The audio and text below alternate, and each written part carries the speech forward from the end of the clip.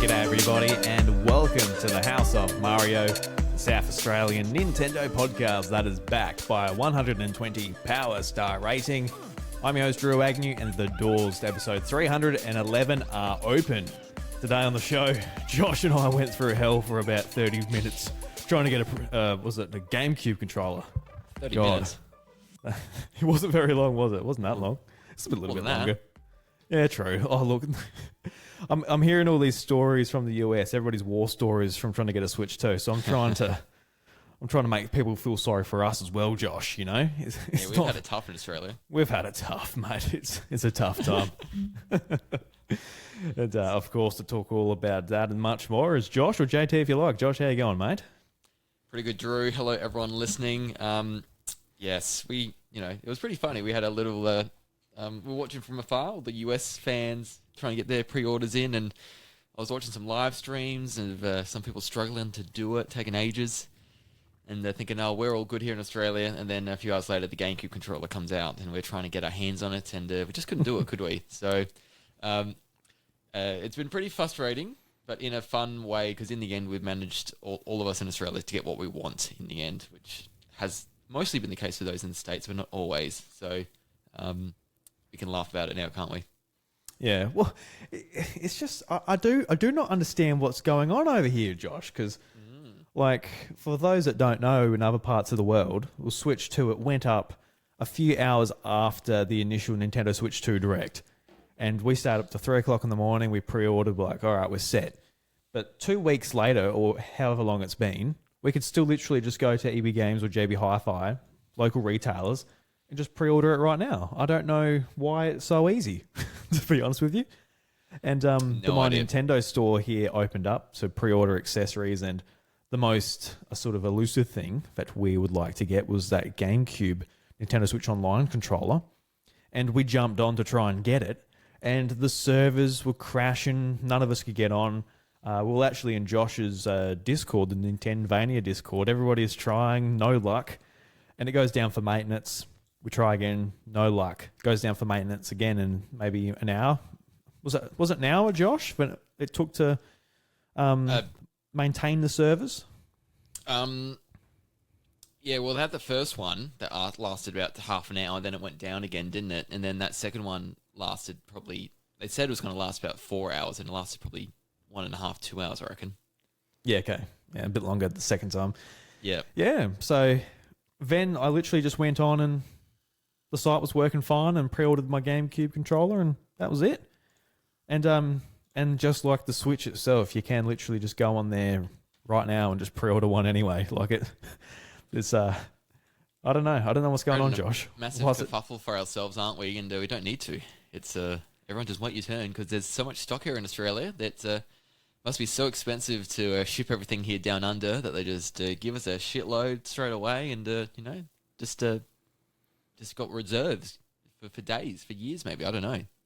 Yeah, I'm trying to get my head around what's going on here, because obviously other parts of the world, like the US, I'm obviously thinking of the US when I'm thinking this. It's just like the amount of hurdles some people have to go through, just like, multiple websites open, just get it where you can get it, and people the next day lining up at GameStops just to pre-order the system.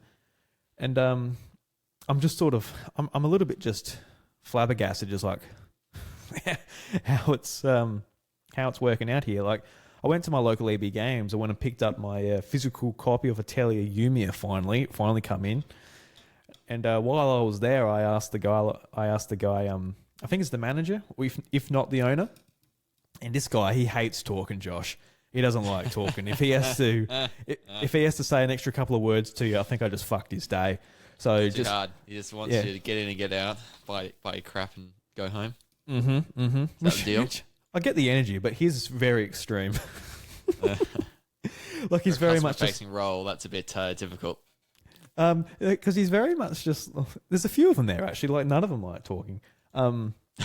There was one guy actually when I was talking about PlayStation VR 2. He was like, "Oh my god, dude, you've got to try this game." And he's actually like telling me things. Well, that sounds awesome. Like, that's like the one experience I had at the store. But regardless, anyway, away from that, he was. I was like, oh, so has this store, like, have you got many, like, Switch 2 pre-orders? Like, he's like, yeah, yep. Yeah, yep. That's what I got out of him. I'm like, all right, cool. So there's a few pre-orders. And he does the thing too where instead of like, oh, yeah, have a good day, he just sort of like tapers off and just waits for you to walk off. So it's awkward every time. Like every time I need just that little bit more information apart from is it cash or card? Tap it, and then here's my receipt, and that's it. Like if I need a little bit more, it's always a little bit tough. Yep. So that's all I can gauge from the retail situation here is like, yeah, there's a few by the sounds of it locally. Yeah, nothing. Just a couple of words. Yeah. Yeah. I mean, yeah. I sometimes go into an EB and I just want to get the thing and go home as well. So I'm on the other side of it, but yeah, so I get it. But yeah, sometimes, yeah, and especially when it's your job and you got to pay you get paid to be there. Yeah, probably helps to match the energy of the customer sometimes, I would have thought. I do appreciate it though in some ways because you know how at EB Games they're always like, oh, would you like the disc scratch protection? Would you like this? Would you like that? Kind of stuff. Yeah. My EB Games, you know, they hate talking, so they don't ask you that stuff. They're just like enough of that stuff. No? Yeah. No, thanks. Because I went to one in Adelaide like a few months ago whenever I was up there, and they're like, oh, would you like scratch protection on this like cheap secondhand game? I'm like, no. No. Good, No, I don't. But so yes, we were successful. We got our GameCube controllers. You know, God forbid we would have missed out on that, Josh. Yes, correct. Yes, I mean, definitely want them for the GameCube games. Oh, me too. I've been wanting them to do it for years. So yeah, very excited. Waiting with NSO for it to happen. I did hear one thing. Someone got their hands on it. It was like actually Andre through Game Explain, and the plastic apparently is not quite the same. He said. Yeah, it's probably not. Like, the other controllers, they're a little bit different too. Like, the Super Nintendo is a little bit more rough than the original one. Yeah. Like, they're all a little bit different. The 64 is pretty smack bang on, though, I felt. That's pretty, yeah, it is. Like, pretty good. I can't really tell any difference there.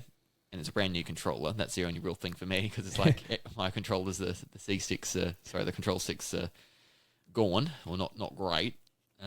Yeah, that's the main difference. When you flick that stick, you can hear the spring vibrating. You're like, whoa, that's it's pretty good. tight stick. Yeah, correct. So definitely a welcome addition there. I was sort of, I've obviously been looking at like a million videos as well, and it has like that sort of soft touch plastic that the Pro Controller has, which I'm like, oh yeah, nice. Don't know. The main thing nobody's sort of talked about, whether it has like L3 and R3, where like the sticks click in. Like, will it have that so you can use it as a Pro Controller for, like, other games? Because otherwise, yeah, you might not be able to. That's the one thing nobody's tried. Nobody's clicked in those sticks. So that's one thing I really want to do when we go to this event in Melbourne. Yes, is like like yourself. Yeah, I want to. There's a couple of things that nobody's answered, even though I've watched 100 videos. Where have you clicked in the GameCube sticks? There was another thing too. Really want to try out the D-pad on the Pro Controller. Yeah, there was something else too. Yeah, it can't be much worse. So you hate it, man. I don't mind. Fuck, it sucks, dude. It sucks. Like, don't know about that, but yeah, it stinks. It's the worst. It's the worst D-pad I've ever used. I'd rather use an Xbox 360 hunk of plastic. What, the GameCube's D-pad's better? Is it the tiny thing there? Yeah, the GameCube's not very good either. That's a bit too small. it's worse. But yeah, no, it's no good. I don't know, Josh. I'm just very fussy, but it doesn't even like it didn't pick up my registration. Like, it didn't register my input whenever I play 2D platformers. Just because like if you go to duck, it can like rock back and forth still, so it can like take the wrong input. I was playing like an indie platformer around launch in 2017, and I was like, what the hell is my character doing? It's like going the opposite way. And I sort of worked out it's the D-pad. And yeah.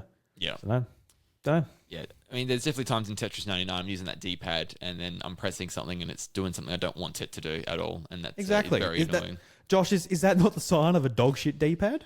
Sometimes, but then it's just, my finger's too fat. Like in The Simpsons, no, when he's Homer, he's trying to dial the phone. Blaming yourself. Your fingers are too fat to use this phone. I don't know. What are you going to do to your fingers, though? Your fingers are how they are. Nintendo needs to design a D-pad that works with fingers, Slightly fingers and bigger. thumbs. Is that all you're thinking? It just needs to be bigger. No, no, Josh. When you hold sort of down on the D-pad and you rock back and forth, it shouldn't input as a left or right when you're holding down, because you've got to hold it down or up perfectly, otherwise it rocks back and forth. Don't know. I'm not alone on this. I know there's other people out there who feel the same way. Yes, I'm not alone. Just rocking the boat a little, aren't I? Don't you fucking start, Josh. We just started this episode. I don't need the fucking bullshit from you, mate. I'm gonna cool off a bit now for you.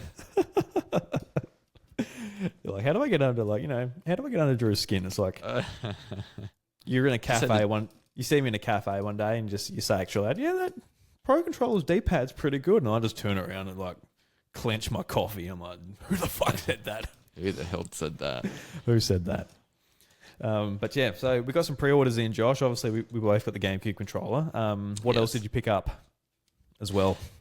Yeah, so I am a sucker. I got the all-in-one carry case, that nice big leather bad boy that's going to carry all my Switch 2 accessories when I go to friends' houses and play Switch 2 with them. So very expensive. I ummed and ahed about it. I did look at the EB and JB options, and they weren't selling that one, but they were selling third-party ones, and they just didn't look as nice, or they looked like I'd have to cram it a little bit more, and I couldn't fit as many things. But yeah, so that's what brought me back to the all-in-one. Firstly, the look, but it's bigger, looks more plush on the inside. I can place things a bit more. It's not like I'm just like jamming things in there. It's everything's got a spot. So yeah, I'm a bit of a sucker, but I had to get something tonight to get free shipping. Oh, you did the extra $10, so you spent extra $110. Yep. I love it. Yeah. No, you could have gone with an Amiibo, Amiibo, make me feel better. Yeah, you could have just got like an extra HDMI cable or something if you really had to. Yeah. Do we need new HD? No, they give you one with the. Yeah, they give you one. I suppose. That would have been good. I don't know. Were they selling them individually? Were they? No. It's just you can get replacement parts for like Switch 1. So you get like a okay, but it's not the 2.1 that you need for the Switch 2. Say you need the new better one, don't you? Yeah, you need the good one. Yeah, For me, I got an extra dock from the My Nintendo pre-order, stuff that I couldn't get elsewhere, which is good. So I got an extra dock for the main TV, which I'll be able to share with the family. I'm really looking forward to doing that with Mario Kart World, and that'd be good. I pre-ordered some more stuff from EB Games as well. I got the Zelda Amiibo and the what's it called? The Joy Wheel 2s, the pack of the two steering wheels. But I'll get pretty that. Deluxe, actually. I was on the Nintendo Today app the other week, and they had a little motion thing you could play with the a showcase of the wheels, and you could rotate it 360 degrees and up and down, and it looked quite snazzy, actually. Yeah, they actually look pretty cool. Like the buttons on the back look pretty good, like the triggers. Yes. Well, that looks actually pretty neat. Yeah. So yeah, you're pretty set, I reckon. I don't know how much I'll use them. Like I definitely want to give them a go because I think it'll be a fun thing to give the kids and like play around and just make like, I guess like gaming time with the family a little bit more fun type of thing. I don't know if it's something I'm going to be like playing online with Josh and I'm going to be using the camera and the wheel and I'm going to be like just dominating everyone. I'm like, yeah, fuck you, everyone.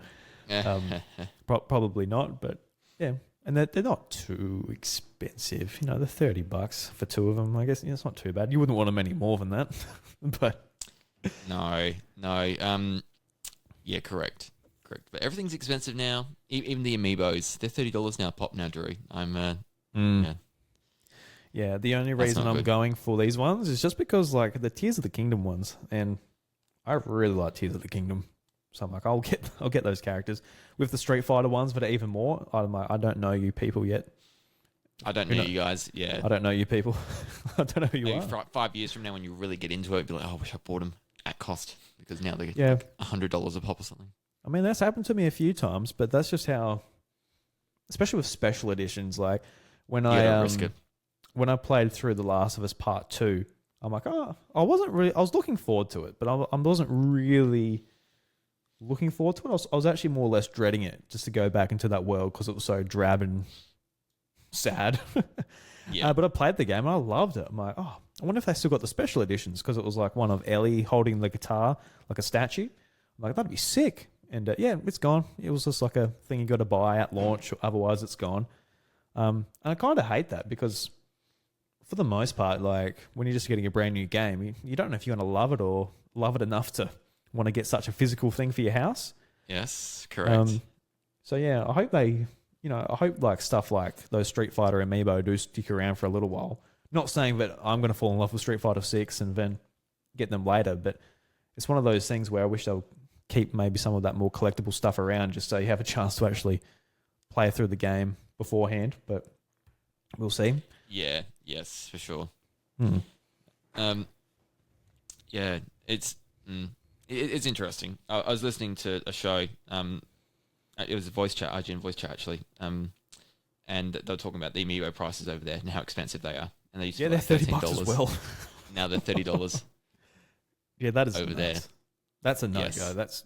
You can't afford that. $30 US is huge for an amiibo now. Yeah, there's no way. Like $30 here, that's like, oh, that's fucking expensive. Like it is. Definitely. Like I think like $20 is more than enough for an amiibo. Yes, correct. Yeah, but God forbid. When I pre-ordered them as well, I'm like, well, I can drop them, but I would like them, especially like Yeah, I've decided not to. I've kind of drawn the line. I don't know if this is it for me in amiibo now. $30 pop too much. There's definitely a line you need to draw there somewhere because if you are like, there's a few people who have like threw in the towel, like Seth Sturgill. He had like a complete amiibo collection, and at some point he's like, "What am I doing?" And he sold like a few of the expensive ones and kept the ones he likes. And yeah, you've got to draw the line somewhere because especially if they're not going to stop, they're like, "Hey, look, we're going to release like 5 a year or whatever they're going to do, but they're going to be super expensive." It's a little bit much. Yeah, we're pretty full up there. So I've got to draw a line pretty soon, I reckon. It's a slippery slope for me too, because when they first got announced, I'm like, oh look, I'll just get the ones I like. I like a lot of Nintendo characters. So it's like, where does it stop? Where is the line? Correct. Yeah, I don't look at online sales on eBay for them anymore. And then in Japan, I got the ones I was missing at a reasonable price because they're cheaper there, and then the yen was favorable. So like I got them cheap, and so now it's like, oh, they're $30 now. So I'm like, no, I'm actually good. Actually, I think I've got everything I need. That is until they release a really amazing one that I really want, but I don't know yet. So, which is fine. The one-off amazing one's fine. You don't have to feel bad about that. No, that's right. That's right. Now, there's certainly a lot of crap to buy. Speaking of crap to buy, Josh, sort of with Nintendo Australia updating, pre-sales for this GameCube controller and other accessories, the eShop pricing and games have gone live. So we can actually pre-order some games on Switch 2 at the moment, which does make a lot of sense for a digital copy. I don't know if I have to put $120 down right now for Mario Kart World. I don't think it's going to sell out. But it's been something we've been waiting for because especially with all the talk around pricing, especially with physical games and all that, we're looking at like, are we going to save money if we decide to get digital games? And in some cases, yes. In some cases, no. It's weird, Josh. It's a weird it's a weird pool of prices. So we're looking at first-party Nintendo games. They had the exact same price as the physical. $120 for Mario Kart World. I guess more specifically, $119.95. I only say that because Cyberpunk, for some reason, is just $120 on the dot for whatever reason. Just a little bit strange. Usually they try and trick us. But under 120, yep. Yeah, no, like, we know those 5 cents, bros. We need that 5 cents. Same with the Legend of Zelda Breath of the Wild and Tears of the Kingdom. They're $109.95. The one that really weirds me out is Street Fighter 6 years, was it 1-2 Fighters Edition? If you get a key card physically, that's $80 retail price. But on the eShop, it's $92.95. So it's like, why is it price? Why does it cost? Price. Yeah, there's a lot of weird prices here, but it's like, why does it cost that much more? And it's strange as well because you can buy just Street Fighter 6 for $62.95. You can also get the character pass for year 1 for $44.94, and also the year 2 character pass for $44.94. Now, where does any of this pricing make sense? Like, from the physical key card to Street Fighter 6 by itself and the character passes by themselves, I do not understand the prices there. That's very strange. Like, it's when they first announced it, it was actually like hell of a deal. It's like, oh, $80 for like 2 years of DLC in the game. That's a good deal. And they're releasing the same edition on PlayStation 5 as well, and I assume Series S and X on the Xbox side, and that's $100 for a physical over there. So it's actually $20 cheaper on Switch too, which is as we'll see, that won't be very common, having it cheaper on Switch too. No, that's right. Yeah, but we're looking at Bravely Default Flying Fairy. I believe that's $5 cheaper than the keycard edition. I'll go to the next page. There's a bunch of Sega games that have recently popped onto like EB Games and a few of our online retailers as well. The physical games, they're all key cards, which is disappointing, but we'll talk about that a bit later. But it also looks like the digital editions are like a bit cheaper as well, about $10 cheaper for all the Sega games. But the Sega as well, is like you're looking at eShop, like Yakuza 0 Director's Cut, $77.95. There's like no rounding going on. It's just strange. It's I don't know whether these are. I assume they're not placeholder prices. But yeah, it's just the strange pricing. And just for context as well, like to get a key card for Yakuza 0, that's $90 on EB Games. You're about to get it cheaper elsewhere, but that's like the retail price they're charging. So yeah, just a little bit strange. Yeah, it just seems like you might get a deal digital or you might not. There's no like. I kind of thought potentially like, oh look, these key cards and the physical editions are going to cost more because there's an actual like essentially like a little SD card you're buying for every single game, like a high speed SD card. So it's like, well, it kind of makes sense, but yeah, some games are more expensive and other games aren't. So it's just it's going to be like a very case by case basis. Like, all right, where's it cheaper, the eShop or EB Games, or maybe I do some wheeling and dealing and I'll get it at JB Hi-Fi or Big W for cheaper here in Australia. So yeah, it's a little bit strange. What are you thinking just seeing these prices? I was a little, surprised but not surprised, I suppose, because I was kind of hoping this, the digital stuff would be a little cheaper from Nintendo. So that's not the case, and so I think I was seeing what it looks like it's going to be is like Mario Kart World will be $109 physically and $120 digitally.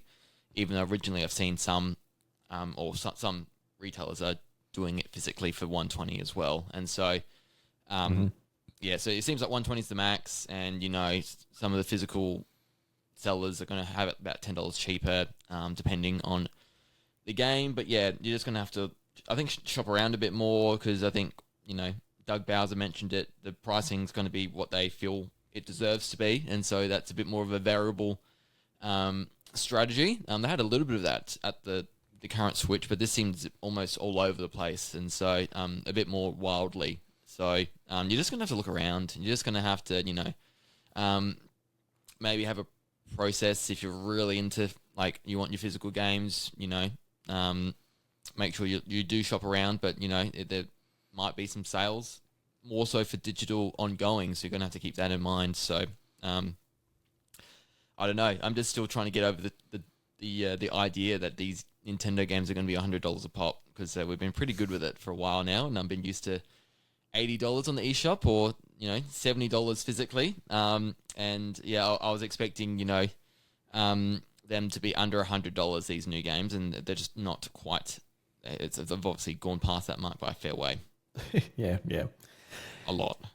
Yeah, no, it's it's something we got to keep in mind just with our gaming budgets and all this, and see how we go. I think the one of the biggest things for me is just seeing how many key cards there are. I talking about it sort of in your Discord. A lot of people a little bit unfazed by this. For me, it's like one of the biggest downers of the system, to be honest with me. And it feels like an unfortunate sort of time to want to get physical, because like with Switch, I was all digital. Just where I was in my life in 2017, I was like, I want everything on my Switch so I can take it with me and I can play it wherever. And now, like in 2025, where I am playing on a couple more systems other than just Nintendo, I'm like, well, how I want to interact with the Switch is having a physical library, and I play like a game at a time pretty much. I don't have to have everything with me. But I also want the physical copy of the game. I want the game on the cartridge. I want it there, for as long as I'm alive in my games library. And when the Nintendo servers go down, I don't want to have this hunk of plastic where I'm like, it's kind of valueless. And it doesn't have the flexibility of a digital copy where I can be like, all right, well, it's just on the system and I want to jump from game to game. It's kind of the worst of both worlds, apart from actually having a case, which is nice, but it also feels a little bit hollow in some ways, just knowing it's a key card. But I think the main purpose of it is just like, oh, look, JB Hi-Fi, they're having a great clearance sale. I will pick up Sonic Generations and all this for $20, even if it is a key card, just because they're clearing it out. But apart from that, I'm really not that excited to be like, oh, Sonic Generations. I'm going to play it on Switch too. Like, I'm going to get it physically. I'm not. I really am put off by the key cards. How are you finding it? Because we've talked about it before, but now we know that like a vast majority of third-party games are going to be key cards. Everything apart from Cyberpunk, the Marvelous games, which Marvelous is a publisher. They're doing the Story of Seasons and Rune Factory and the Mech game. I can't remember it right now. It's probably in the list right here. But a lot of publishers are... That's the one, Damon X Machina, thank you. A lot of these publishers are opting out of it, and I don't really blame them. I'm sure those cartridges aren't very cheap, and they eat into their margins quite a bit. So it's not like there's a reason I can't think of why they wouldn't do it. But yeah, for me, it's definitely a turn off and a little bit of a wet blanket on the whole thing of Switch 2, because I was really looking forward to just going in and like having this like a physical console and having a nice physical library. But I've kind of just got to like basically get the Nintendo console titles and pick out the odd third-party game like Cyberpunk or something that comes to it, which is it disappoints me. But yeah, I mean, it's more it's less of a physical game than they have been on the Switch, that's for sure, and more of a movement towards completely digital, which seems like an inevitability really at this stage. Then probably the next generation after that, who knows whether there'll be any physical games at all. You're hearing so much about like Cyberpunk and CD Projekt Red bringing these games like The Witcher 3 to Switch and not making like pretty much breaking even or making like a loss on it. Which is pretty crazy as a business decision to do, isn't it? And so, they're doing the same thing with Cyberpunk 2077 now, and I hope it makes money. But they've obviously had to, price it really high just because those game card costs for a 64 gigabyte card are really expensive. So, pretty crazy time, and I don't blame and completely understand why, developers and publishers have elected to go this game keycard route because of that, because they've got to make money on this. It just doesn't work if you don't make money as a business. So I think for me it's the lesser of two evils. It still retains the benefits of physical, mostly that you can still sell it, get it out of your console, plug another card in, you can still trade it in or sell it to someone else, and that is a way of retaining some value in it. So Man, I'm just, I didn't think I would need an SD Express card straight away, but I might have to buy one soon because all these extra games not being on the actual game cards making me think, yeah, that's not going to last long for me. Yeah, no, I'm just sort of, I'm like, well, I'll just avoid them and I'll just get them digitally. But at the same time, I look at the prices on the eShop. I'm like, oh God, I don't really want to go there either. Like, I need to shop physically. So then the retailers are competing against one another instead of just Nintendo's monopoly on their own store. It's kind of like, Yeah, no, it's tough because like it was easy. It was easy with the Switch One. Be like, all right, I'll go all digital, and like they had the voucher system. They had the gold coins. It was I missed that voucher system it was already. simple because like the vouchers, like it worked out to be a Nintendo game for $67 or something like that digitally. Like 67.50. Yep. yeah. So the only hang up was you had to basically buy two games at once. So $135 you had to pay for the two vouchers. And but you know, I sort of knew that that second voucher would be used relatively soon. I wasn't going to be like, oh look, I'm not buying another Nintendo game for another 8 months or something. That wasn't happening for me. It was probably a month or two with Nintendo's release cadence. So that was I've okay. got a voucher I still need to use. I was thinking about that before. Actually, I was like, do I have one still? Like, Yeah, I still got one, man. What are you going to spend it on? Is it valid for a year after you buy it? Is that how it works? Yep. 12 months after you buy it. I've got time then. I think I've got like 3 or 4 months. It's kind of bullshit, but there's a thing on it because you are spending still a lot of money. That's annoying though, because like I'd use it for Tamagotchi Life or Rhythm Heaven, but Well, they want you to That's use next it so year. you buy more. Like, there's obvious reason, I guess, but it's not great. Yeah, it's like you load up your switch of credit. Like, hey, look, this credit's going to expire. It's like it's kind of just like that in some ways. But yeah, you have to work out what we're going to use that on. Yeah, I'm just scrolling through now. I'm like, I got it. Got it. It's interesting because like Don't want it. Got it. yeah, it's pretty much like the games that I don't. There's only like literally a handful of first party games from Nintendo that I don't have, like on the eShop, and I've missed them because I didn't want them. I think the only one that I've like missed, I'm like, actually I would like to play it on Switch is like Horror Warriors Definitive Edition. I would like that on Switch because I didn't really enjoy it on Wii U and I didn't need it on Switch, so I obviously didn't buy it. But after really loving the other games, I'm like, okay, that game actually looks way cooler to me now than it did when it came out. Yeah. Just like big fan fiction Zelda game. That looks really fun. Is a Pokken Tournament DX good? That's another one I missed actually. I had it on Wii U and Yeah. I liked it, but I didn't like it enough to need it on Switch. No. Honestly, I don't think you'll get much of your money's worth out of it. You'll probably tinker around with it for a little bit and jump out of it, but Metopia, I haven't got that. I might get that. maybe. That's a pretty cheap game though. Just Tokyo Mirage Sessions. I don't know. Maybe that. Yeah. I could do them in next month, couldn't I? You I'll can- find something, Drew. I'll find something, and then I'll play it for a little while. Did you miss any like massive stuff? No, not really. Anyway. Yeah, it's tricky. So yeah, make sure you use that. Bring back the game vouchers. They were so good. Yeah, we desperately need those game vouchers, dude. Like, it looks buying like these Nintendo games at full price is just unsustainable. It's just it is what it is. Which is something. But even like Split Fiction, for example, we got the physical confirmation of that, and that's not even a key card. It's a code in a box, which is like, oh. So the key cards aren't even getting rid of the code in the box, which everybody despises. But I was sort of thinking like, does a code in the box work out to be better? You get your case, you put it on the thing, but you just download it and you can access it whenever you want without having to switch cartridges. Like, Why would you do it though? Do you want the actual cover?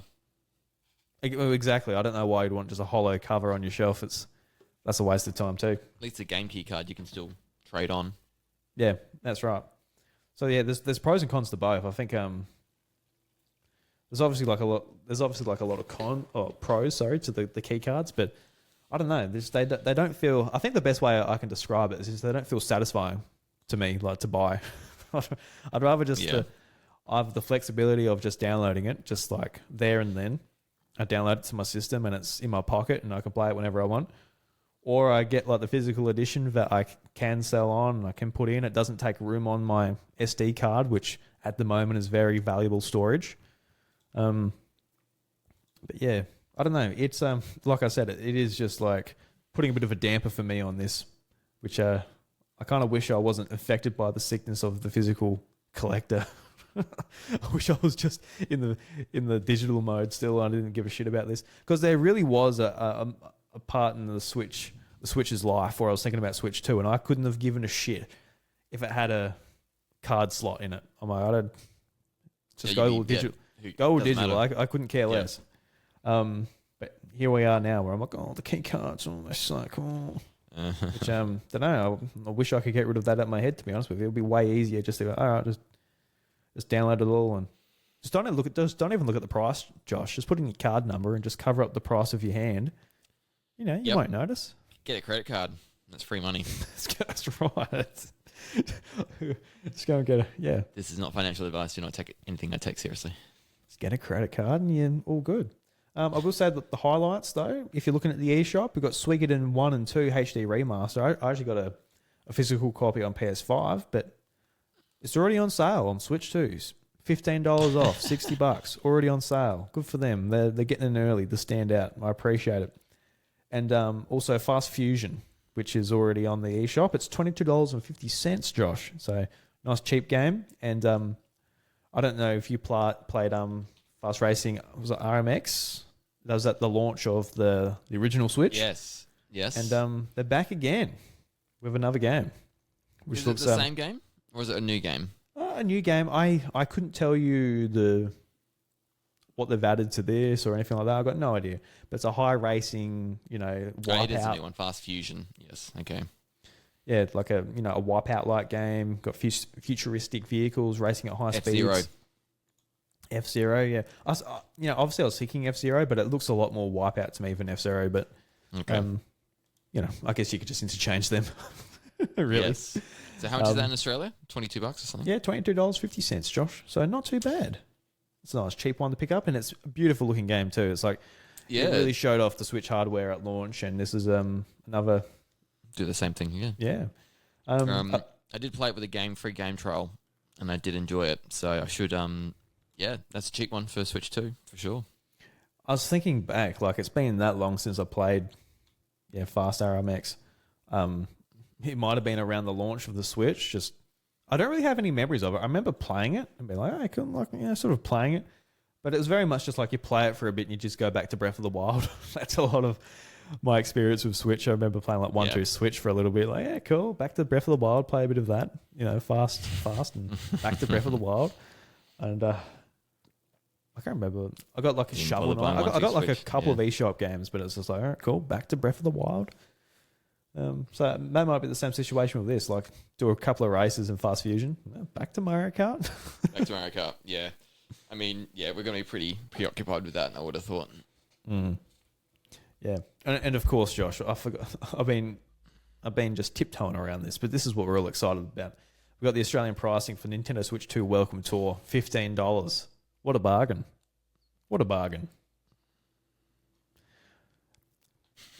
Imagine you got your $15, Josh, and between your two fingers on the table, you slide it over to Nintendo, you download it, you boot up the software, you're like, it's going to be fucking sick.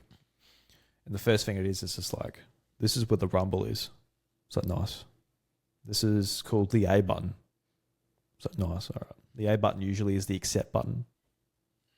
The B button is usually the back button. So nice. This is all good information. When you play your first game, Josh, it's like guess the frame rate. Is this 20 frames a second? Is this 30 frames a second? Is this 60 frames a second? 120. You're like, oh my god. And then you're like, well, that was smooth. That's 120. Then you're like, that looks like dog shit. That's 20 frames. And you're like, this was already worth $20 just in the first 5 minutes of you doing that. You're like, look, you know the buttons, you know the frame rate of like what your VRR screen is doing. Like it's going to be fantastic, Josh. I can't be any more excited for it. Yeah, I can tell. It's gonna be great. It's definitely $15 more than it should be. I'm going to play it at the Switch 2 experience next week, and I think I'll get my taste of it from that, and I won't need to buy it. I don't know. I want to come back to the podcast, Josh, and just like I want you to just have changed your mind. Just about holy shit, Drew, you've got to hold those Joy-Cons and play that welcome tour. No. I reckon like 5 years into the Switch 2's life, we're going to be like doing high scores in the frame rate guessing game and everything. It's going to be great. We're not. No. No. No, I just, yep. The pricing stuff overall I understand, but then this one still irked me a little to this day, this world tour being priced the way it is. So, I don't know. And it's just because we miss Reggie, don't we? And Reggie wouldn't have standard for it. It would have been like, that's the packing game. And we would have had $15 more in our pocket. Or a free game. Yeah, everybody says that, but everybody ignores the launch of the Switch where we had 1-2 Switch. He was there. He was in the room. And he let those bastards sell it individually for $70 Australian. That's more of a game than this, though. This is pack-in, it's free. This is, yeah, correct. Yeah, it gives me like a real bad sort of feeling where it's just like, I really feel taken advantage of when they're like, hey, look, buy this. I'm like, you fucking serious? Like, you know, I buy a lot of Nintendo shit. Spend a lot of money on their games, but when they're like, hey, look, we're not putting this in with the system. This is an extra $15 on top of like $770 system. It's like, come on, like just show me what the fucking Rumble does in your little packing game. Like it's a bit, yeah, that's right. It's outrageous, to be honest with you. But it is also one of those things where it's actually easy just to ignore it. Because like if you actually are outraged by the Mario Kart World price, it's like, yeah, but it looks really fun, so you don't want to miss out on it. It is hard to sort of not buy it if that's how you feel. But Welcome Tour is a little bit easier. Correct, yeah. So, I don't know, I'm just going to be playing so many other things, and then if I did buy this, I just don't know if I'd be using it that much anyway to begin with, even utilising all probably 2 hours worth of content that the game does offer. I don't know if I'm going to be utilising that to the fullest anyway, so yeah, not really on my radar. No, I don't think so. Actually, some other things I want to touch on is just like the Kirby and the Forgotten Land, the Switch 2 edition upgrade pack. That's $30. Yes. Same with the Mario Party Jamboree upgrade pack as well. That's $30. The Breath of the Wild and the Tears of the Kingdom ones, if you want to buy them and not just get them on Switch Online, they're $20. So it feels like the upgrade packs are $20 and $30, depending on how much content is in each. Yeah, the quality, what's in it. Yeah. And also another interesting one is the Story of Seasons Grand Bazaar. This game on the eShop is $89.95. So that's actually $20 cheaper than the physical cartridge. If you want to, obviously get the physical game full price as well. So just full prices of the digital and the physical edition, there is a $20 difference between them. So that is also interesting. So yeah, it just sort of varies between publishers. I think a couple of years into Switch 2, we'll sort of work out like Capcom does it this way, Sega does it this way, EA does it this way, Marvelous does it this way, Nintendo does it this way. We're going to sort of work out who's going to spend extra on actual physical cartridges, who's going to have cheaper prices on eShop, which is, a good thing if, the company in question actually wants to send the savings on without, obviously having to manufacture the cartridge and all of that. But we'll find out. It seems like Marvelous is sort of, putting the price down on their games digitally, which is good. Capcom is putting the price up on the digital shop, and Sega has their games about $10 cheaper as far as our Australian copies go, which is too much to keep up with. For fuck's sake. Yeah. Just if you see your game and if you like the price, buy it. That's as simple as it goes. I think so. Yeah. I think honestly, what's going to happen to me is just like physical third-party games. I'll probably be more inclined to pick them up on PS5, to be honest, just with all this stuff. But we'll Why see. they be more expensive? I mean, eventually they'll be cheaper. I don't know. It depends, honestly. It's not Nintendo, is it? Yeah, yeah. Well, it sort of varies too. Like some games where I'm like, oh, I'm going to get the PlayStation copy. It's more expensive. I'm like, oh, why is that? Like, I think Dragon Quest 3, the remake, it was a little bit more expensive on PS5. I'm like, oh, that's annoying.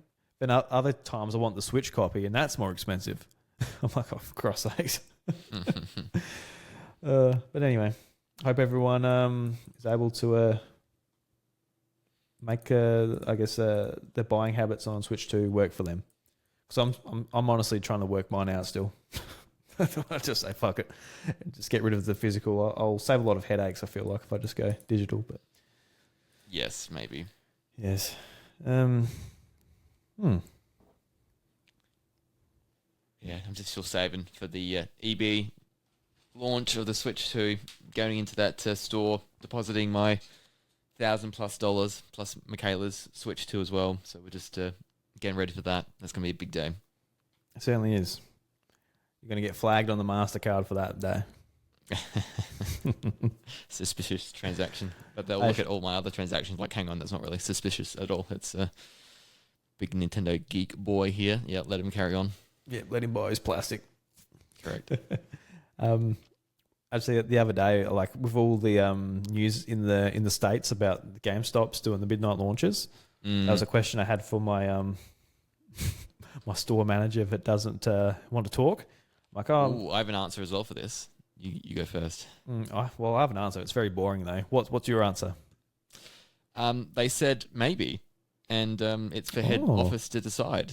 So I thought, okay, if I was going to announce it at the end actually, but people, if you're listening to us and want a midnight launch, go to your EB Games and just ask for it, because it seems like they're just at least taking interest in, because the staff at my store want it. Like they said they wanted a midnight launch. Well, Rundle Mall, very popular in the like in the CBD, biggest EB in South Australia. So that'd be cracking. That'd go off. I'd love that. I'd love to get my bad boy 9 hours earlier than expected. Oh, definitely, yeah. Well, the answer I got was just like, no, it's too expensive. That's the answer I got. So that's that's just like the attitude. Down there, that makes sense. Yeah, that's just like the attitude of like the people who run my local EB Games. Though it's just like, so nah. It's like, what about there's a lot of competition. A lot of people going digital. Why don't you make a reason for people to like get excited about your store? Yeah, promotion. Yeah, God forbid, but no. If I looked at the fucking the wages out to pay and all that out of hours and that too, I'd probably say, nah, fuck that as well.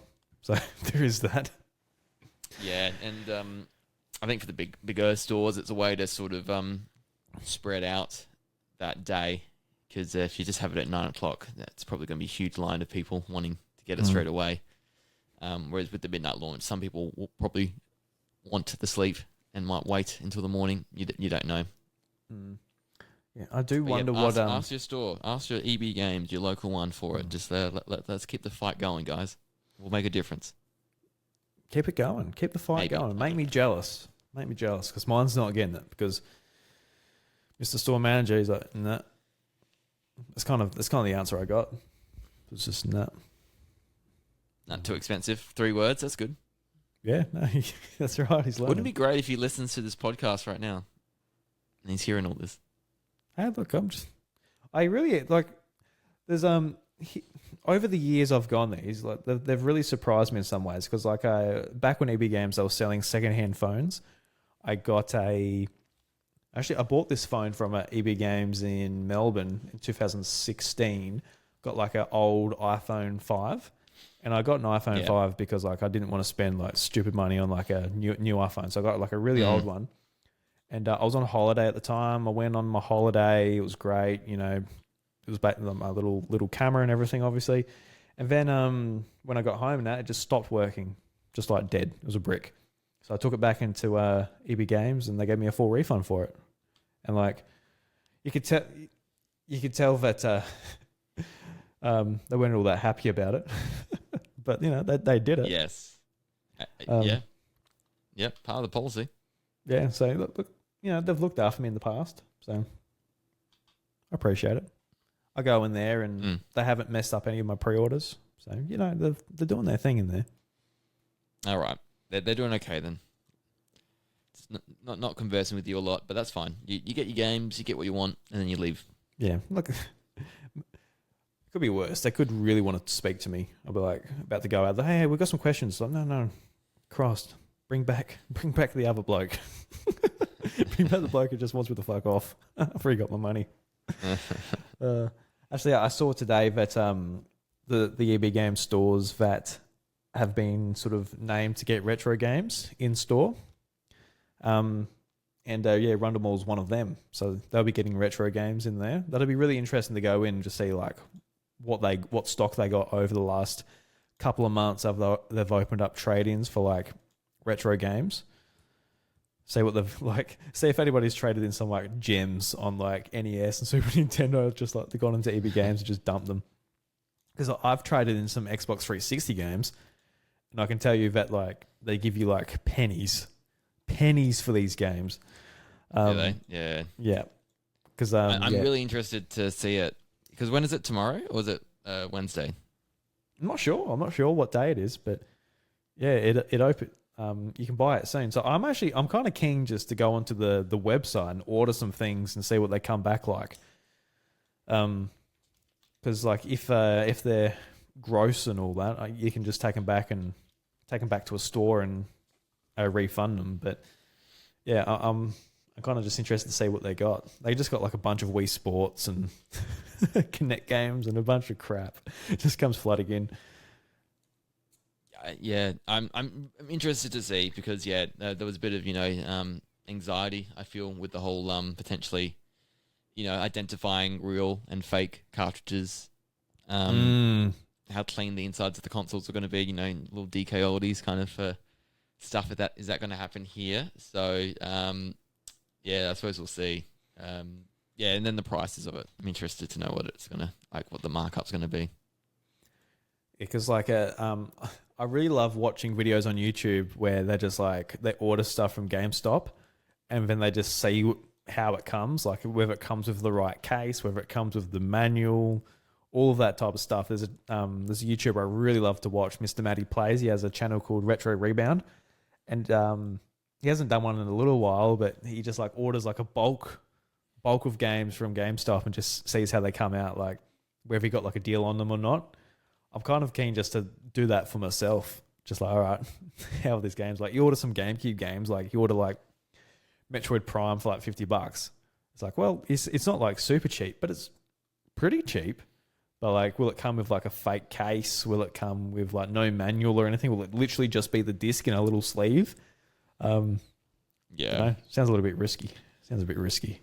Yes, yeah, probably one of those things that I want to see in person and look at it before I do take the plunge. Yeah. Because I actually did a video a couple of weeks ago or whatever. I ordered some games on eBay. I ordered some games from Big W and EB Games. And I was happy with the the eBay ones because I saw them. I knew what they were. It was a PlayStation 2 and a Wii game. So I knew what they were. They come in manual. It all looked good. But then the EB Games ones, I was like, oh my God, somebody had this on their coffee table while they're doing coke or something. It was just disgusting. Oh no, really? Yeah, it was just covered in crap. Because I got 3 Final Fantasy games. I got Final Fantasy X and 10-2, and that was the main one I wanted. That one was great. It had the cover. It was clean. It was all good. Yeah. But I got Final Fantasy World, and that had a replacement cover. It was no good. I don't want a replacement cover on my shelf. And then I got Final Fantasy 12, but all of the actual cover art was all crinkled and crap, and there was shit all over the case too. It would have taken a deep clean to even get the case right. Yeah, no good. No. Yeah. Yeah. So, yeah, gross. So Yeah, no, we'll see. I mean, it's exciting that they're trying to do it, at least. Well, they've had a couple of months now to build up stock, so they might have a decent range. hopefully, yeah, because Hopefully, I can see people just offloading their like worthless 360 games, or like PS2 games or whatever into it. Yeah, yeah, Because that's what I did. Because I bought an Xbox 360 a couple of months ago, and I replaced all the cases with like the games that I wanted to keep. I gave them the good cases and I swapped them over. And like the games I didn't want, there was a few Assassin's Creeds and stuff I just didn't want, so I took them in, and I got $15 store credit, which I put towards a pre-order. But it was like $3 or like $1.50 a game. It was like just like literally nothing for each game. Peanuts. But I'm like, I did it for science, and I also really didn't care. Like no one else was going to buy them either, so Just get rid of them at that point. It's kind of fair enough. Yeah. Yeah, fair. So yeah. But I guess that's enough of just like our local retailers, Josh. We had a nice little local retailer discussion. You know, about EV games, the eShop, all of that Pre-orders. stuff. Pre-ordering, yeah. It's been, it's something that is on the tip of the tongue. Really excited about it. We're sort of just sitting back waiting, I guess. But have you been playing anything, I guess, in between that? Because for me, I've been playing Bloom and Rage on PS5, but before I talk about that, I'd love to hear what you've been playing. Probably some Bolotro. Been still addicted to that. No, I think I played so much of it that I'm kind of wanting a rest of it this week, so I haven't played any of it. Okay. But instead, I really got into Xenoblade X, or Xenoblade Chronicles X Definitive Edition, so managed to rack up 20 hours now in that game. I spent, all week playing it, trying to get to a Skell before I recorded my episode of Nintendonia yesterday. I didn't quite get to it, but I reckon I'm like half an hour to an hour off getting a Skell. So I'll do that the next day or so. But yeah, the more I've been playing this game, the more like kind of in awe I am of it, just how massively open it is, like how it was a Wii U game from 10 years ago. This world's massive. Lots of different biome world, different areas to see and explore, and I'm just really sort of appreciating, like, it's a Xenoblade game, but it's subtly different to the others, and I can see why they didn't call it like Xenoblade Chronicles 2 at the time. It's got its own different spin-off pathway, I suppose, from that, and it's the same but different in that regards, and so it's pretty much the familiar art combat style, but there's a little bit of difference there with the cooldowns, and like there's some overdrive, like an overdrive mechanic you can use to quicken the cooldowns. And they do this whole thing with, it's called soul voices. You press the arts and you hear the characters in your party saying the same phrase over and over again. So if you do a certain art that corresponds with what they're saying, you get bonuses and things like that. So it's kind of like a cool way to play into that trope when it comes to these types of games. And so, I just know that I've been enjoying it a lot now, and I understand how the mechanics in the game work, but like in an hour's time when I get the scale, like my enjoyment is just going to exponentially go up, I feel, for this game, and just how much more powerful you feel traversing the landscape, being able to take on some bigger foes, but also go to higher heights and explore places that I know right now I can't go to.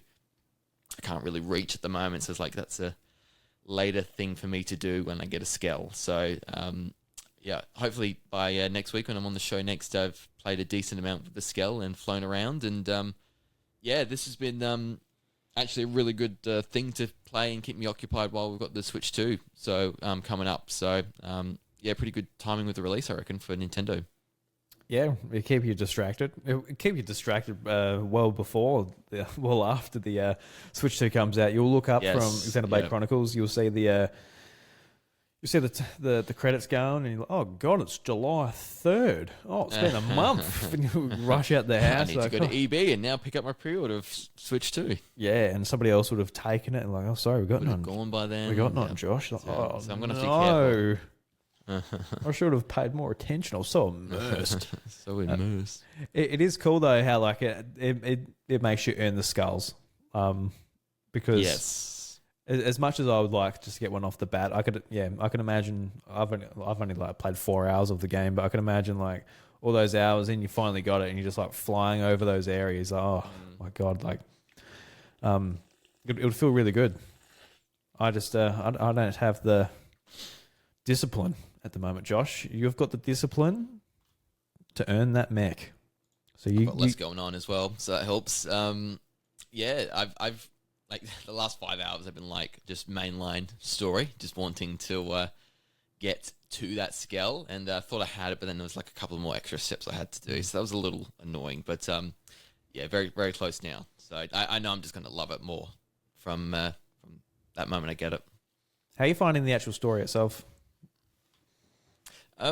Good. It's not as intense as the other Xenoblade mainline games. I think the premise at the start really drew me in, and now it's kind of, a bit more of a slow burn in between the chapters. But they really want you to do like affinity missions and other side quests as you go, and the game kind of like does a good job of, like you might want to just do the mainline stories, but it forces you to, if you want to do the next chapter of the mainline story, you got to explore a certain amount of this area of the world, and you got to do these affinity quests. So it's kind of nudging you to try these other things as you go, and probably the idea is that, you sort of explore those things like, okay, this is fun to do too, and you, I suppose, naturally do those as you play along with the game. So,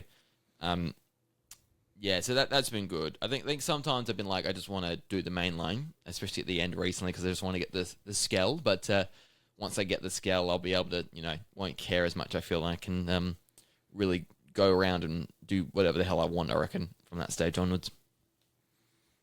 Yeah, because I feel like when I was playing it, it's definitely a game where like you've got to be in the mood just to go around, grind, explore, and not really be focused so much on the story. Whereas kind of at the moment, I kind of want a more linear game where it's like, go here, get the cutscene, okay. Go here, get the cutscene. I'm like, maybe I should just go and play the like Xenoblade Chronicles Definitive Edition and just work through those 3 games rather than this one, because I could definitely see myself in the mood for this type of game. But yeah, just right now, I kind of just want a story to be told to me rather than the more like open world stuff, which is just like, how I'm feeling at the moment. But yeah, I'm probably in the mood for like something that's even more linear than those games. Like I'm playing like an extremely linear story game at the moment. That's kind of what I want. I've got to sort of even force myself to play that at the moment, because I'm sort of just like half falling asleep while playing that as well.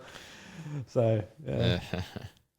I'm glad you're still enjoying it. It's great because as far as like Nintendo releases, that's what you got.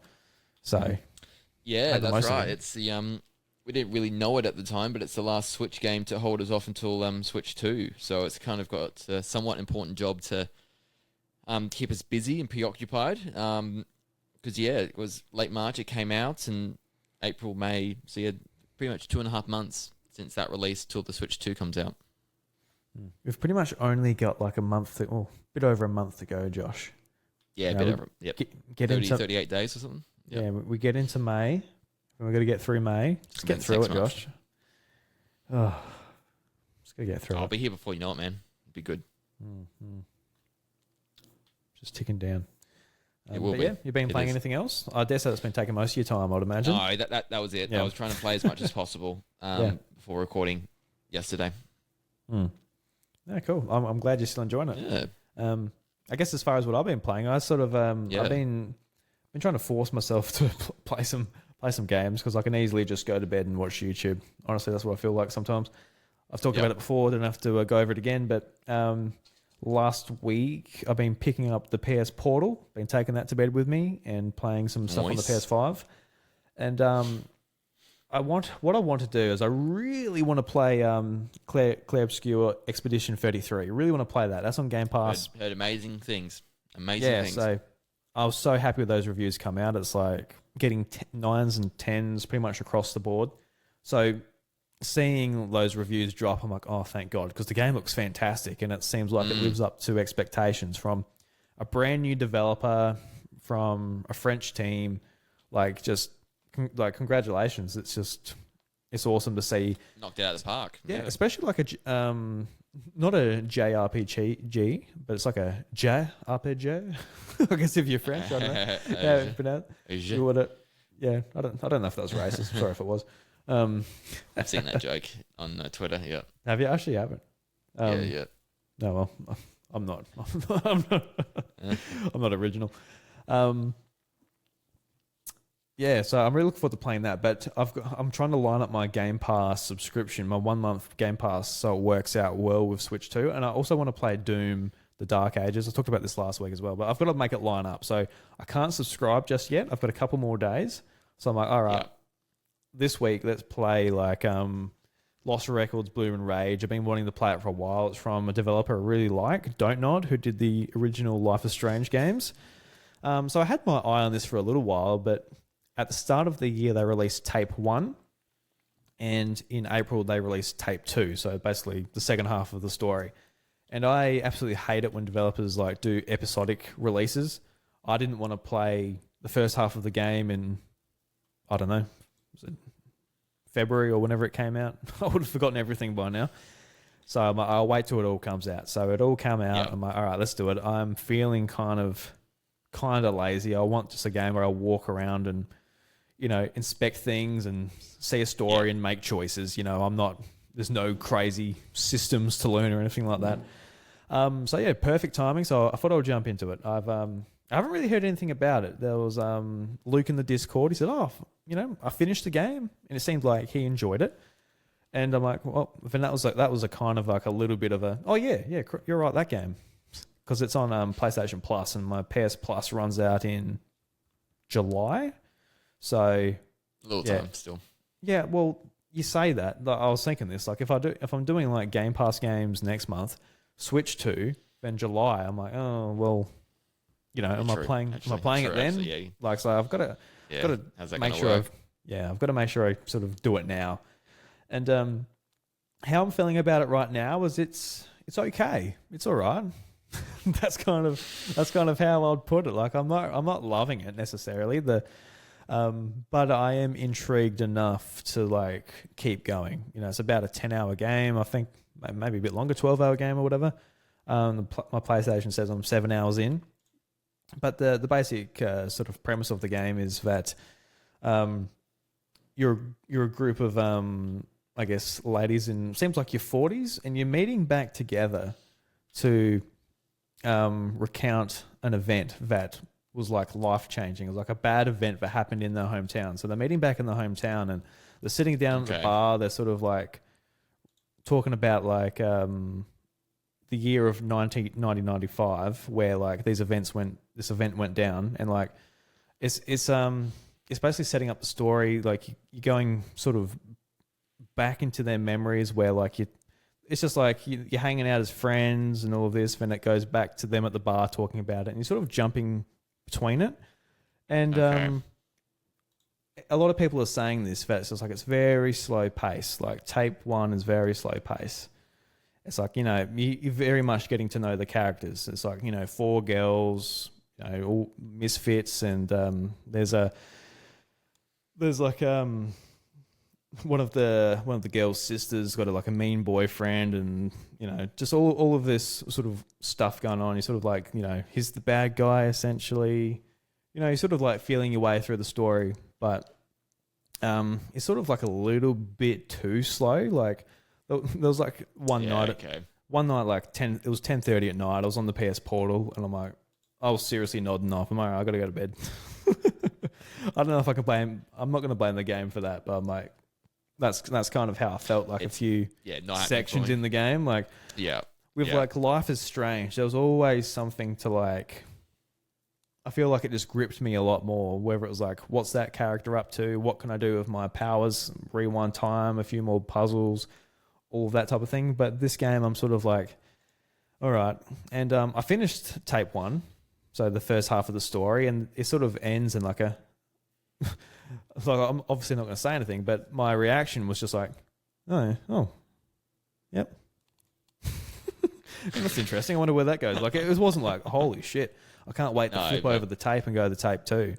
Yeah, okay. And like, yeah, I started off like maybe the first 10 minutes of like tape 2. I was like, it's just sort of back to like the slow pace. There's like a bit of a mess you have to clean up. So I'm just like cleaning up the mess. I'm like, oh god, we're back to this like slow pace again. All right. So honestly, my thoughts of this game, it's got to land that ending, because like the characters, they seem like nice characters. They're like a bunch of like misfit teenage girls from '95, and like the main character who you play as, her name's Swan, and she's got like this video cam recorder. And like a lot of the gameplay is like when you're walking around, you can bring out this camcorder and you can record things. And recording certain things within the environment, they're basically like they're collectibles. You're putting together these tapes of like your memories, which is interesting because like a lot of the Life is Strange games, you're collecting things or taking photos. Whereas in this one, you're actually like just recording something for like 5 seconds, and then boom, it adds it to your tape deck. So yeah, that's like, similar gameplay, which is fine. It's nice and relaxing. But yeah, it's just that story hasn't really hit for me. Like, it's not bad, but I'm not going to run out and suggest it like I would with their original game Life is Strange or anything like that either. So yeah, it's definitely a good PlayStation It's a shame. Extra get, to be honest with you. Like if I bought this, and I actually do have it pre-ordered. I pre-ordered this game at the start of the year. And it still has no word on physical release, so I just got my $10 sitting at EB Games. And at the moment, I don't need a physical copy for my shelf.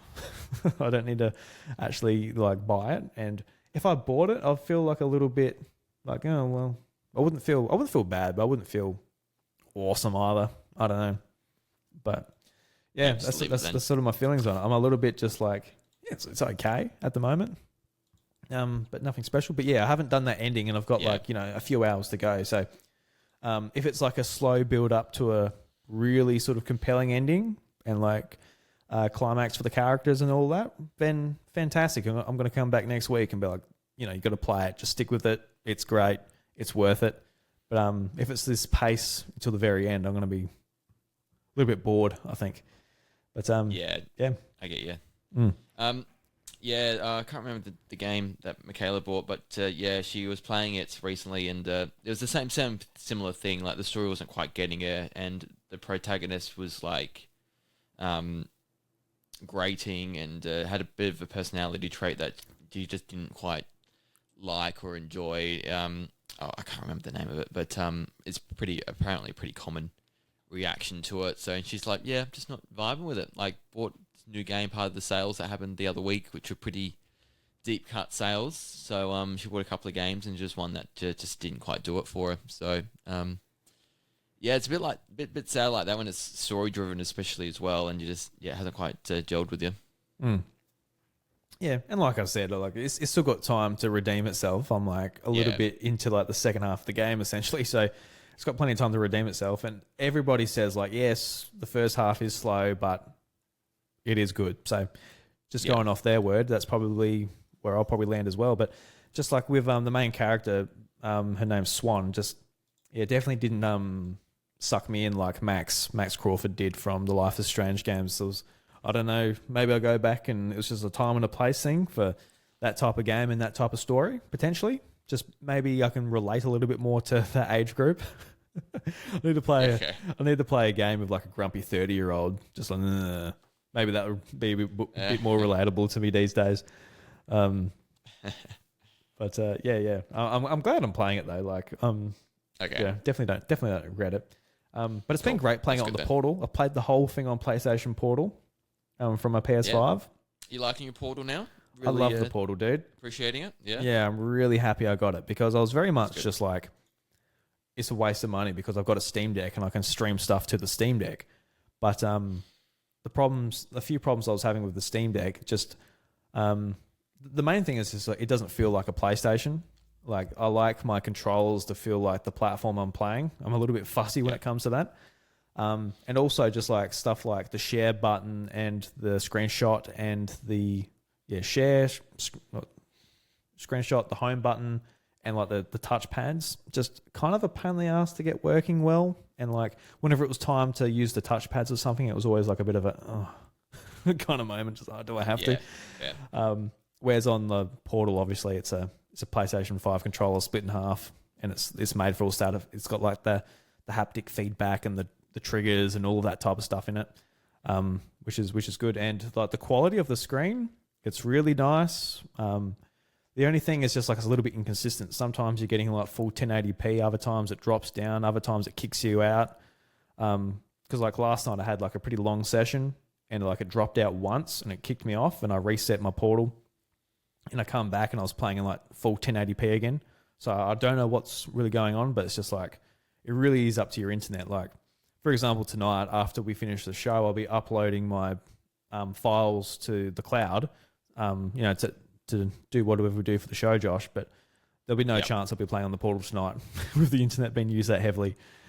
Yes. So there's definitely some limitations, but it's been great because I just like, it's a portal. Like it's a portable around the house at least. Like it's just like full PS5 games just around the house, and like if the kids I haven't really played it much with the kids around, to be honest with you. It's just been a bed thing, but like if I'm playing on the couch, like with the next to the kids or whatever, I can just turn it off. Then the PlayStation 5 will go into rest mode, and like there's no risk of anything being lost necessarily. But stuff like the ROG Ally, where like I couldn't put it into sleep and it runs out of battery, then it's just like for example, that wasn't very convenient for me. It's because it just runs out of battery so quick and you can't lock it. But yeah, I'm really enjoying it. It's kind of my go-to portable right now, to be honest with you, because I'm not really playing much Switch. So yeah, the Portal is kind of my go-to at the moment, which is interesting, a little bit weird, but I assume Switch 2 would change that, but we'll see. Working for you at the moment, so that's good. Yeah. So I'm enjoying it. So yeah, hopefully I'll finish it soon, and then I'll slide my $23 over for Game Pass, and I'll play some Expedition 33. That'd be nice. Really looking forward to that one. Yeah, I just really good things. Is it on? It's on Game Pass, isn't it? And then PlayStation as well. Yep. On PS5 and PC. No Switch 2 though. No Switch 2. No. Yet. I saw it sold 500,000 copies already. So yeah, I saw that, and then I saw today it sold 1 million. Like 3 days in. Shit. Okay. Which is like very good. Which is very, very happy to see that people are backing it. Because it's another one of those things too. Because like in the obviously we're in the Nintendo community, and a lot of people are very upset. $80 Mario Kart. Well, in the States, Cloud Expedition 33, it's a $50 game. So it's like it's a beautiful game. It's like basically like a 30-hour game for the story. So like a bunch of content and beautiful and all that. And it's a small development team. I believe it's like 30 people over there, so they're able to keep the price down with like a decent scope for the game. So no, it's very, very good signs. Just like for like pricing of games. Can do it. It's possible. That's right. So hopefully other developers sort of look at that and go, all right, we can do the same. But yeah, because Donkey Kong, to make it work. Yeah. I'm just looking at Donkey Kong now, $109.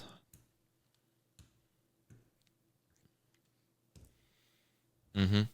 Yep. Do we get there? Hopefully. Yeah. Well, that's one of the ones where I'm like, just slide that cash over. Just Nintendo's like, just waves the finger. I'm like, yeah, all right, here you go. Don't mind if I do. No, what's really gonna suck though, is when like Pokemon Legends ZA comes out. Like, all right, the Switch copy barely fucking runs. Looks like shit. $80. It's like, all right. Well, I'm actually gonna play it on my new console. I paid $700 for that. And they're like, oh, that's no problem, but to play it at an acceptable frame rate, $20, please. Yeah. Yes. Like, I mean, yeah, I'm gonna do it. I'm gonna get the Switch 2 version for sure. That's gonna really hurt because there is no way that should be like just for frame rate and like resolution. There's no way that should be a $20 purchase. Like, there's no way in hell. I do. to make it like acceptable for a expensive system that you just bought. That's one where I'm going to be really grumpy when I officially see it. The optimist in me is just like, it's a free update, but it is a Switch 2 edition, so it is going to be a added cost. I don't know. I don't see how that's acceptable. I think that's going to be something people are not going to be happy about when they actually think about it and when they eventually see it. I don't think people are thinking about it like, oh, yeah, it's on Switch 2, but it's like, well, it will be $20 more. Yeah, yep. I mean, people are complaining about it so much, it's going to be a bit rich when they, here it is. It looks amazing. $20 extra, please, and people complain about it. Yeah, well, that's the next having thing. Having cake and eating it too, kind of thing. Yeah. Oh, do you think it looks amazing on Switch 2, just from the footage you saw? It looks a lot better. You don't think so? I don't know. I'll think about it. I think the models from what I've seen look a lot better. I don't know. I'm just very standoffish on that game because it's like it's all based in the city, and the city looks very boring. So I'm like, oh, but we'll see closer to release, I guess. Yeah, we'll see then. Yep. We'll see then. Yes. All right, Josh. Anything else I'll talk about before we head off? I think that's the main stuff, isn't it? And then just gearing up for a Switch 2 experience next week. Yeah. Is it next week already? Yeah, Friday next week. Jesus.